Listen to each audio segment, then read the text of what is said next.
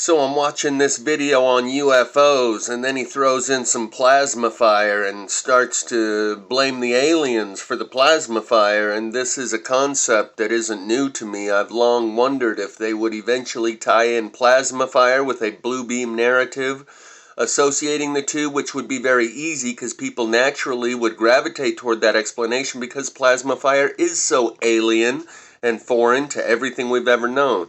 So let's watch what he shows you here for a second and then talk a little bit more on the back end.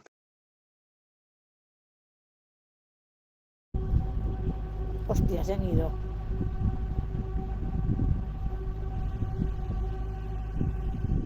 So I'm thinking if these things are plasma orbs, whatever they are, they're coming out of the ocean, going inland. They're most likely going towards the woods, caves. Searching a bit more, I found this post on October 14th from Ranger H on Twitter.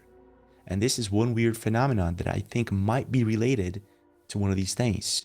He says, "We found a large live pine tree on fire. It had a perfect burned circle around it. There was no lightning in the area that day. It was burning super hot. And we heard what sounded like a cannon going off a few hours later." So he has a recording of this sound.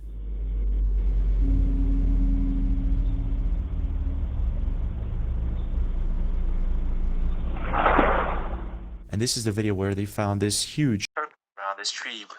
Notice there's a flash of light just before the crack and the bang, but it doesn't look like a lightning strike, like lightning coming from the ground. There is no light in the air, it's just down there at the ground level. And this is the video where they found this huge circle around this tree with it on fire.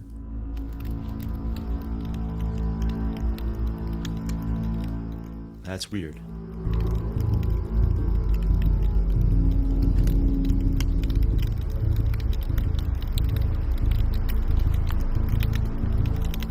How the heck does that happen? That's a perfect circle around it.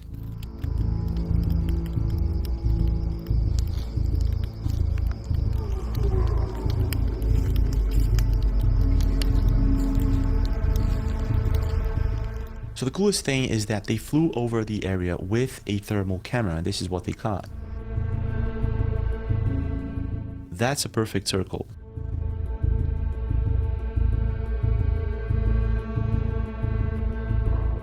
Wait a second.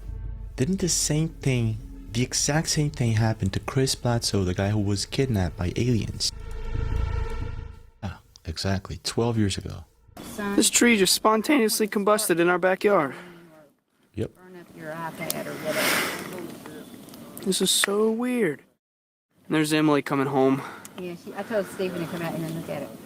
It hasn't been thundering or lightning or none of No. that today, y'all. Yep. I don't even think it rained today. For 2 days, how's it burning? It's been wet. That's crazy. We've all been standing out here looking. Ran as fast as we could in the backyard. The tree just spontaneously combusted. Yeah, I guess it could happen. But this was during the same period in which Chris was experiencing a series of strange things with his family. And they were saying that they were taken or contacted by aliens. First being explained to you, he wasn't there to harm you, he was only there to help you. Right. Was there any other communication, any other times that you saw them or experienced them? 2 nights later, these lights in the backyard again. So I walked back to that far back right corner, and I went through that little opening you see. So I crawled, dragging that gun under these trees until I got about 20 feet from that orb, 20, maybe 30 feet. And the electricity from it, the buzz, the static, every bump, goosebump on me was just tingling. So I'm guessing that if those orbs have that much energy, it could easily cause that to one of those trees. Now keep in mind that Chris Blatso's experiences are scary, but at the same time he talks about beautiful things. So I guess you'd have to watch his interviews. Now going back to this post made by this ranger, where was this? Okay, so this is... Yep. Pretty close to the coastline. I'm guessing whatever this thing is came from over here. Somehow landed on that tree. This is really weird. Let's see what else we can find. So this was in the... So he's implying that the plasma orbs came up out of the ocean, flew over, and landed on one of those trees. From over here. somehow landed on that tree. This is really weird. Let's see what else we can find. So this was in the end of September, just a month ago. Hell no. Notice coming in November. I don't think he meant to, but when he was reading this text, he said, "We found a live large pine tree on fire," and he left out the words "inside it." On Twitter. And this is one weird phenomenon that I think might be related to one of these things. He says, "We found a large live pine tree on fire. It had a perfect burned circle around it." So now I'll point out a few things that I can see that he didn't point out, like the unburned shrubbery around the tree. It's got a perfect burn circle on the ground of ground scorch. And here he's showing you that they heard it tip over. And we'll show you the tree fell over from the aerial view, I believe. So notice these. The unburned shrubbery right there next to the tree with a perfect circle of ground scorch all around the tree. Fire burns everything in its path indiscriminately. This electricity-based fire picks and chooses. Some things are more and less conductive of the electricity, so it'll skip around something.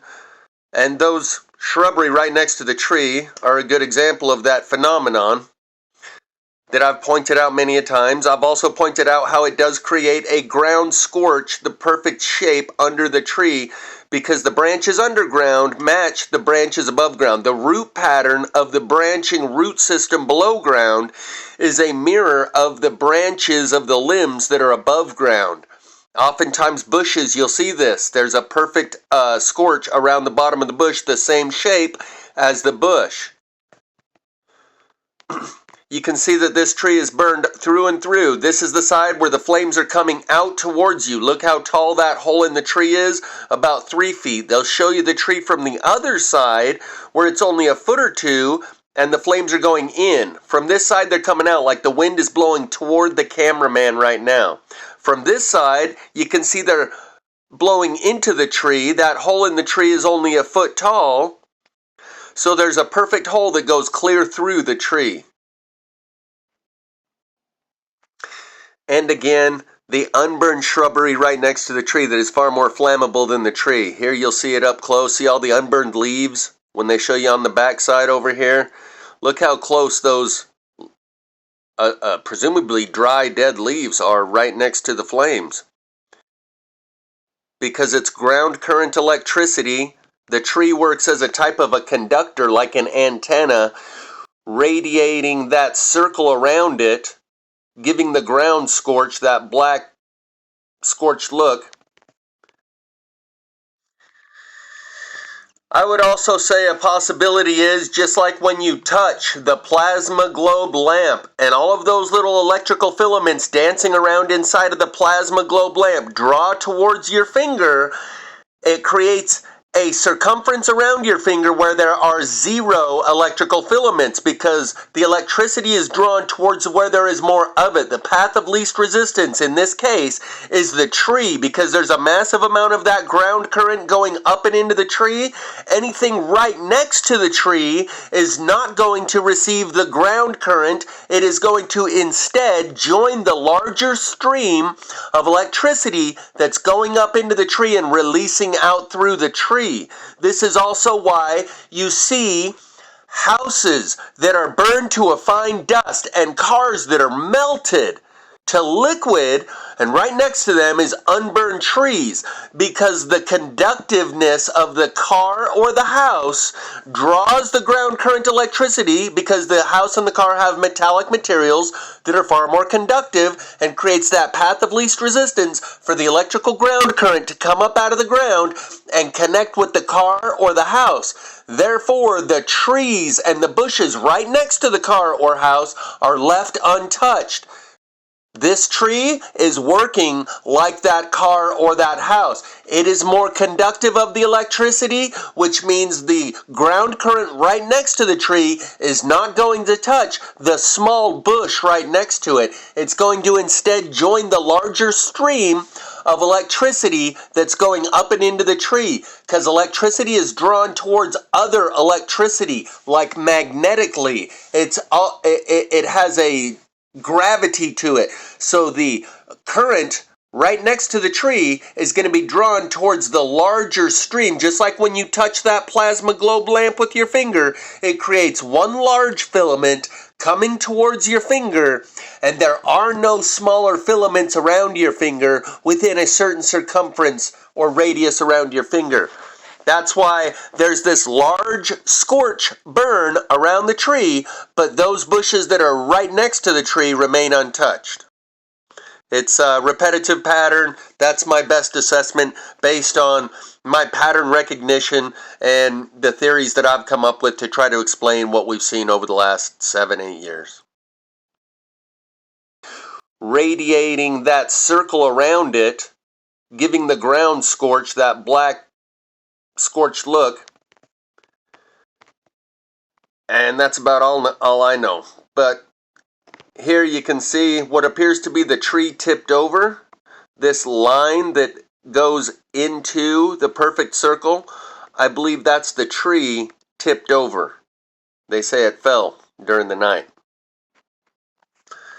So since I have a storage unit full of these trees that are burned on the inside, not on the outside, and I have video of probably millions of these trees that have burned in this fashion, I think it's pretty safe to say that we can not associate them with plasma orbs. But it's occurred to me long ago that they may end up conflating plasma fire with Project Bluebeam. You see, they'd rather the public just not know about the plasma fire. Go about your business, because people act like children and animals, and we're all better off having the public not know about this. And they've gone to a concerted effort to conceal it from the public.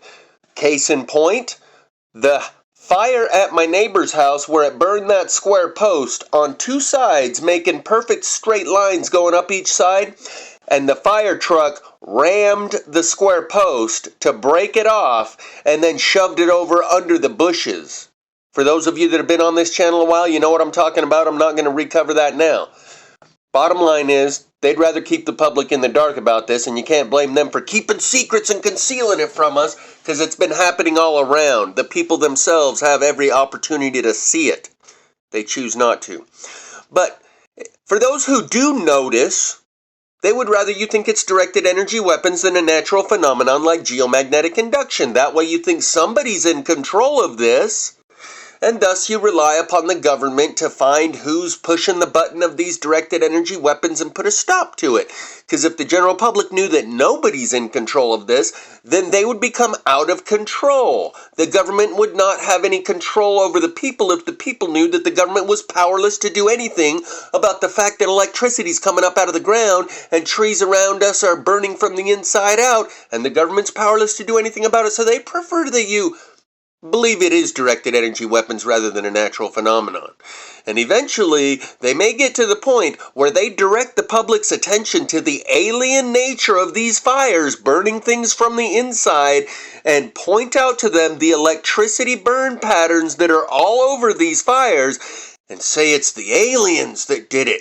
And we've been trying to hold them back for 7 years now, but any of the public, when the government directs your attention to go look at the local area around you that's had a fire within the recent years, and notice all of the electrical burn patterns, streaks of charcoal running through a tree following the grain of the wood, indicating it's electricity moving through the tree, they could easily say that is aliens, because the nature of this fire is so alien to us and foreign that people would just readily accept it. This guy is making the leap without even being prompted to by the government, saying maybe these plasma orbs are causing these plasma fires.